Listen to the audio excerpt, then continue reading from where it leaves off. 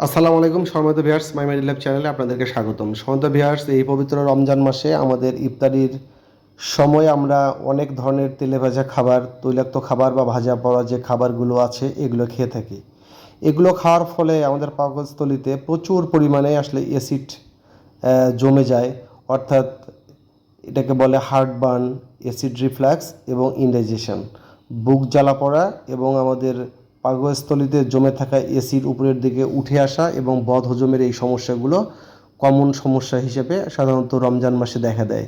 তো এগুলো নিয়ে আমরা অনেক আসলে চিন্তিত হয়ে যাই। সেক্ষেত্রে ডক্টরদের কাছে গেলে ডক্টররা বাজারে প্রচলিত যেই গ্যাস্ট্রিকের ওষুধগুলো রয়েছে, রেইপ্রাজল, ওমিপ্রাজল, ডেক্সল্যান্সোপ্রাজল, আরও যে কিছু প্রিপারেশন রয়েছে এগুলো আমাদেরকে সাজেস্ট করে 20 বা 40 mg।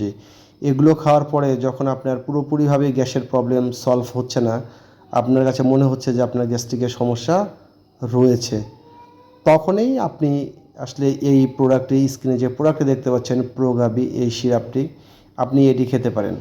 আসলে আপনারা জানেন যে আমাদের পাকস্থলীতে সাধারণত হাইড্রোক্লোরাইড অ্যাসিডটা থাকে, আর আমরা যখন তৈলাক্ত খাবার বা তেলে ভাজা খাবারগুলো বেশি পরিমাণে খেয়ে থাকি তখন হাইড্রোক্লোরিক অ্যাসিডটা বৃদ্ধি পায়, যার ফলে হার্টবার্ন, অ্যাসিড রিফ্লাক্স যেটা বলে, যে পাকস্থলীতে জমানো যে অ্যাসিডটা বা গ্যাসটা থাকে এটা উপরের দিকে উঠে আসে এবং বদহজমের মতো সমস্যাগুলো দেখা দেয়। এই অ্যাসিডটাকে নিয়ন্ত্রণ করার জন্য আসলে একটা খুব চমৎকার একটা কম্বিনেশন, একটা সিরাপ দরকার, যেটা হচ্ছে এই প্রোগাবি। এখানে আছে সোডিয়াম অ্যালজিনেট, সোডিয়াম বাইকার্বনেট এবং ক্যালসিয়াম কার্বনেট। সোডিয়াম অ্যালজিনেটটা আসলে কী কাজ করে, আমাদের পাকস্থলীতে জমে থাকা যে অ্যাসিডটা থাকে সেই অ্যাসিডের উপরে একটা জেল বা একটা ফোম, একটা লেয়ার তৈরি করে, যাতে অ্যাসিডটাকে উপরের দিকে আর উঠতে দেয় না। এবং সোডিয়াম বাইকার্বনেট এবং ক্যালসিয়াম কার্বনেটটা হয় কি, আমাদের পেটের ভিতর জমে থাকা অ্যাসিডটাকে একবারে কমায় দেয় বা নিউট্রালাইজ করে দেয়, যার ফলে বুক জ্বালা পড়াটা আমাদের কমে যায়।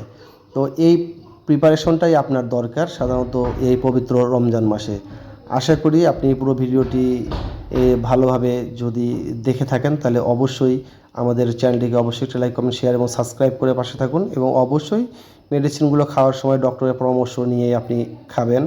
আরেকটি কথা হচ্ছে যে আসলে শুধুমাত্র রমজান মাসে গ্যাস্ট্রিকের প্রবলেম হলে যে শুধুমাত্র সিরাপ বা ট্যাবলেট বা ক্যাপসুল আপনি খাবেন তা না, এর পাশাপাশি কিছু খাবারের পরিবর্তন আনলেই হয়ে যায়। নর্মাল খাবার, তৈলাক্ত খাবার, এই খাবারগুলো আপনি পরিহার করুন এবং আপনার তেলে ভাজা খাবারগুলো থেকে এড়িয়ে চললেই আশা করি অনেকটা আপনার অ্যাসিডিটির প্রবলেমটা কমে আসবে। আর আমাদের ভিডিওটি যদি আপনার অবশ্যই ভালো লেগে থাকে তাহলে অবশ্যই লাইক, কমেন্ট, শেয়ার এবং সাবস্ক্রাইব করে পাশে থাকুন। ধন্যবাদ। আসসালামু আলাইকুম।